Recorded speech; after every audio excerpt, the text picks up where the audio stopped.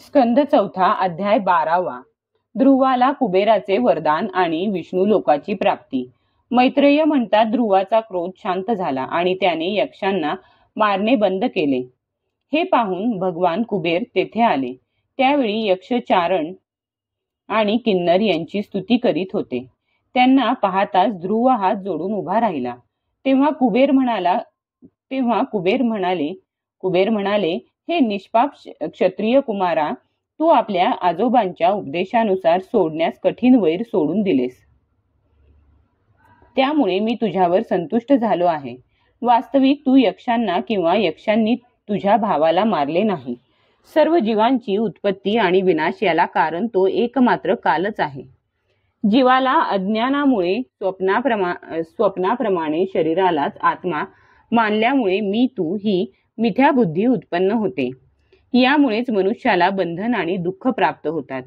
म्हणून ध्रुवा, आता तू जा. भगवान तुझे मंगल करोत. तू संसार पाशातून मुक्त होण्यासाठी सर्व जीवांचे बाबतीत समदृष्टी ठेवून चराचर रूप भगवान श्रीहरींचे भजन कर. ते संसार पाश छेदणारे आहेत. तसेच विश्वाची उत्पत्ती आदी करण्यासाठी आपल्या त्रिगुणात्मक माया शक्तीने युक्त होऊन सुद्धा तिच्यापासून अलिप्त आहेत. त्यांचे चरण कमलच सर्वांना भजन करण्यास योग्य आहेत. हे उत्तानपाद पुत्र राजा, आम्ही असे ऐकले आहे की तू नेहमी भगवान कमलनाभांच्या चरणांजवळ राहणारा आहेस. म्हणूनच तू वर मिळविण्यास योग्य आहेस. ध्रुवा, तुला ज्या वराची इच्छा असेल तो माझ्याकडून निसंकोचपणे खुशाल मागून घे. मैत्रेय म्हणतात कुबेराने जेव्हा अशा रीतीने वर मागण्याचा आग्रह केला तेव्हा महाबुद्धिमान ध्रुवाने त्याच्याकडून हेच मागितले की ज्यामुळे मनुष्य सहजपणे हा दुस्तर संसार सागर पार करतो, ते श्रीहरी स्मरण मला नित्य राहो. कुबेराने प्रसन्न मनाने त्याला भगवत स्मृतीचा वर देऊन तो त्यांच्या देखतच अंतर्धान पावला. त्यानंतर ध्रुव सुद्धा आपल्या राजधानीला परतला. तेथे राहत असताना त्यांनी मोठमोठ्या दक्षिणांनी युक्त असणाऱ्या यज्ञांनी भगवान यज्ञपुरुषांची आराधना केली. कारण भगवंतच द्रव्य क्रिया व देवता संबंधीचे कर्म आणि त्याचे फळ देणारे आहेत. सर्वोपाधिशून्य सर्वात्मा श्री अच्युतांचे ठिकाणी निस्सीम भक्तभाव ठेवून ध्रुव आपल्यात आणि सर्व प्राण्यांमध्ये सर्वव्यापक श्रीहरीच विराजमान असल्याचे पाहू लागला. शील संपन्न ब्राह्मण भक्त, दीनवत्सल आणि धर्ममर्यादांचे रक्षण करणाऱ्या ध्रुवाला त्याची प्रजा साक्षात पित्या समान मानित होती. अशा प्रकारे निरनिराळ्या ऐश्वर्य भोगांद्वारे पुण्याचा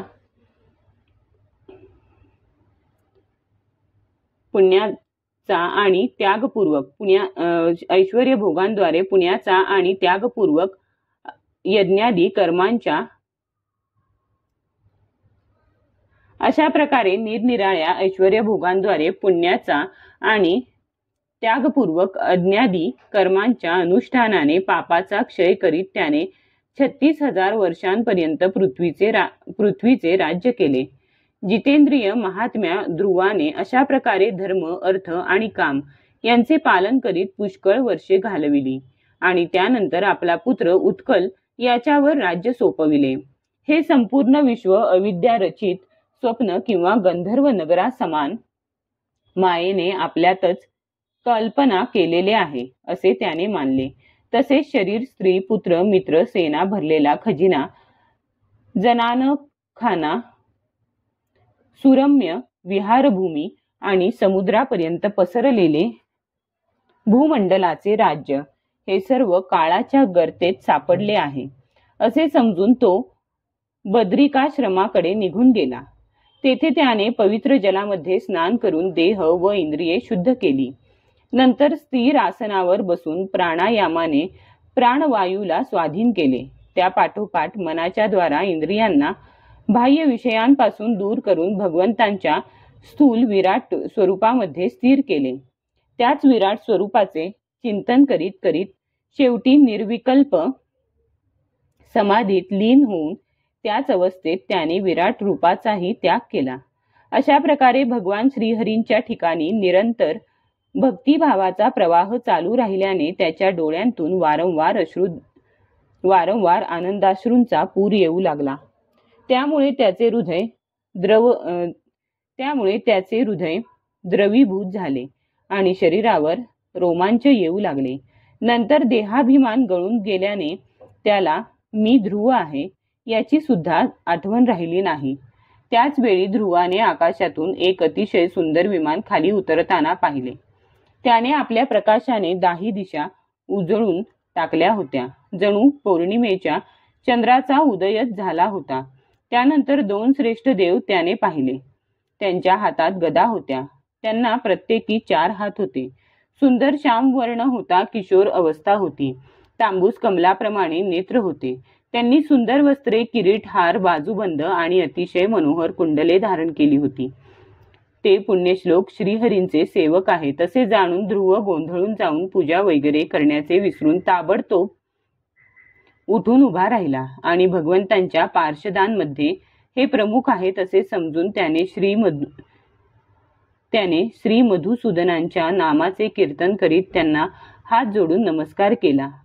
ध्रुवाचे मन भगवंतांच्या चरणकमलांपाशी तल्लीन झाले असून तो हात जोडून मोठ्या नम्रपणे मान खाली घालून उभा राहिलेला आहे. हे पाहून श्रीहरींचे प्रिय पार्षद सुनंद आणि नंद त्याच्या जवळ जाऊन हास्यमुखाने म्हणाले. सुनंद आणि नंद म्हणू लागले, राजन, आपले कल्याण असो. आपण लक्षपूर्वक आमचे म्हणणे ऐका. आपण 5 वर्षांचे असतानाच तपश्चर्या करून सर्वेश्वर भगवंतांना प्रसन्न करून घेतले होते. आम्ही त्याच संपूर्ण जगन्नियंत्या शांग्यपाणी भगवान विष्णूंचे सेवक आहोत आणि आपल्याला भगवंतांच्या धामामध्ये नेण्यासाठी येथे आलो आहोत. आपण अति दुर्लभ विष्णू लोक प्राप्त केला आहे. परमज्ञानी सप्तर्षी सुद्धा तेथे पोहोचू शकले नाहीत, तर ते फक्त तिकडे पाहत आहेत. सूर्य तर ते खालून फक्त तिकडे पाहत आहेत. सूर्य, चंद्र इत्यादी ग्रह, नक्षत्रे आणि तारागण सुद्धा त्याला प्रदक्षिणा घालतात. चला, आपण त्याच विष्णुधामात निवास करावा. हे राजन, आजपर्यंत आपले पूर्वज किंवा आणखी कोणीही त्या पदापर्यंत कधी पोहोचू शकले नाहीत. भगवान विष्णूंचे ते परमधाम साऱ्या जगाला वंदनीय आहे. आपण तेथे येऊन विराजमान व्हावे. हे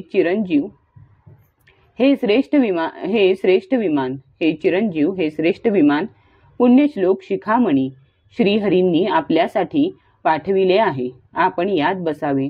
मैत्रेय म्हणतात, भगवंतांच्या प्रमुख पार्षदांची ही अमृतमय वाणी ऐकून ध्रुवाने स्नान केले.